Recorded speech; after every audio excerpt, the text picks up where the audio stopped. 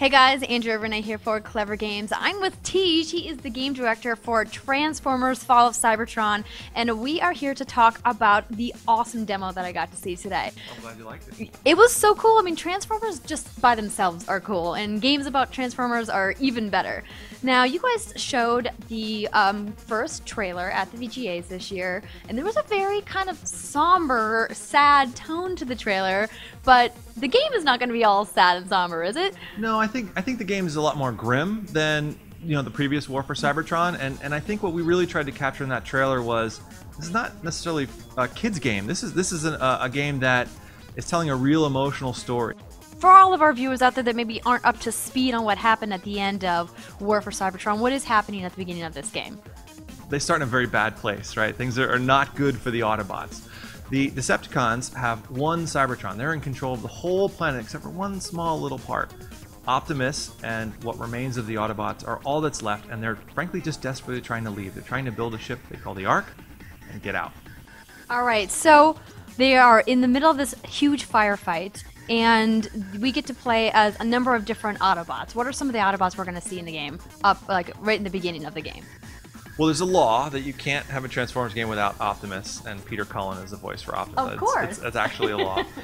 Jazz is one of our new ones that I'm really excited to have in. He's got a brand new ability, the grappling hook, which makes the game very vertical and really fast and snappy.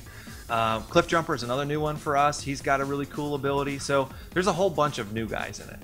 I'm glad you brought up abilities because you were telling us in the demo that you guys changed the way that abilities work in this game from the previous game.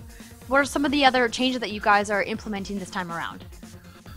We really clarified our thinking about Transformers and their abilities. And so what we did is we said, you know what, we really need to make sure that every experience is really intimately tied with who that person is from the lore and also from the gameplay side of things. And so we could really custom build the level for, well, Jazz we just talked about, right? For his ability, he's got ledges that he can grapple to all over the place. So grappling, stealth, directing other characters to do artillery strike types of things. I mean, there's a whole bunch of different kind of stuff. Every level in this game is really a unique gameplay experience.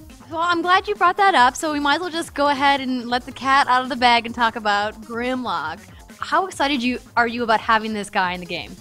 Grimlock is, as I was telling you earlier, is the perfect character for me. He is one of the most beloved Transformers of all time.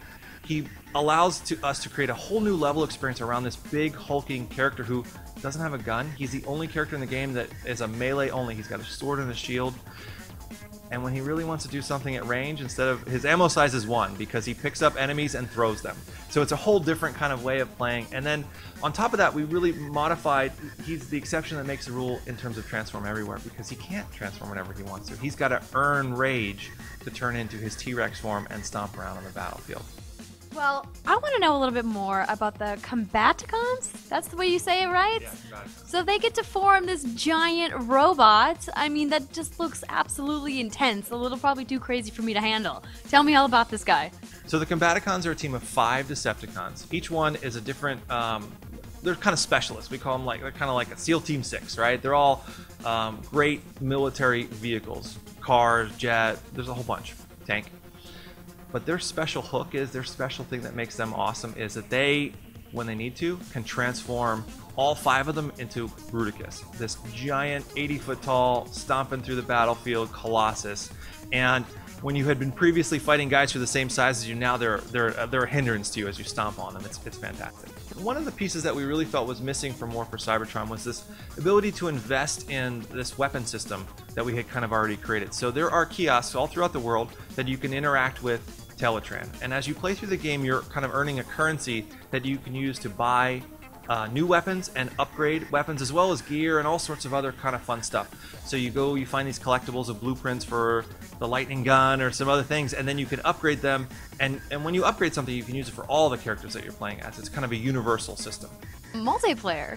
Now, I know you guys aren't talking about the actual gameplay mechanics right now, but you did show us a little bit of the customization, which I thought was so cool. Tell us, I know these guys out there want to know, you know that they want to know, what's coming for customization with multiplayer? Every Transformers fan that I show it to has this jaw-dropping experience. They want to stay in the menus for 2 hours and not even play the game. Like, it really can build your own Transformer. We cut each Transformer up into into a bunch of parts: head, shoulders, upper arm, lower arm, wings, wheels, tank, barrels, all of it. And we allow you to actually build the guy that you want to make. And so you can really just pick that perfect look that you've always wanted, name the character that you want, and combinations that you can make. It's really awesome to me as we share them around the studio, show other people what we build, how different a look you can get just with, well, not just, with all the parts that we have. War for Cybertron was the highest rated Transformers game of all time. This game exceeds it in every conceivable way. I can't wait for people to play it. All right, well, we will bring you guys more coverage on Transformers here on Clevver Games, so make sure to tune back for more. Thank you so much for talking with us today, Tej, and we'll see you guys later on Clevver Games.